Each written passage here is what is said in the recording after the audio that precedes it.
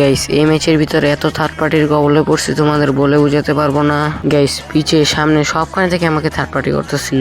Guys তোমরাই দেখো আমি কিভাবে থার্ড পার্টির থেকে বাঁচি। তো আমার সামনে ছিল একটা প্লেয়ার, তাকে উডপিকার দিয়ে হেডশট দিয়ে ডাউন করি। তারপর এখানেই দেখো আমাকে কয় দিক দিয়ে থার্ড পার্টি করে। এখানে আমি একটা এনিমিকে ইউএমপি দিয়ে ফুল ড্যামেজ দিয়ে দিই, তারপর তাকে মেরে টিম আইভোট করে ফেলি।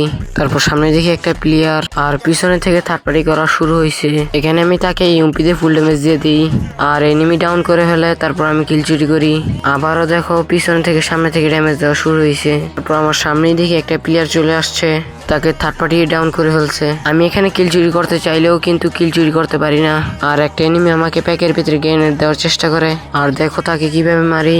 এখানে তাকে আমি উডপিকার দিয়ে পুরো হেমলেট উড়িয়ে ফেলি। জুনিয়র থেকে আসতে না আসতেই দেখি সামনে একটা প্লেয়ার, তাকে উডপিকার দিয়ে হেডশট দিয়ে ডাউন করি। আর গাইস ভিডিওটা ভালো লাগে চ্যানেলটাকে সাবস্ক্রাইব করে দিও।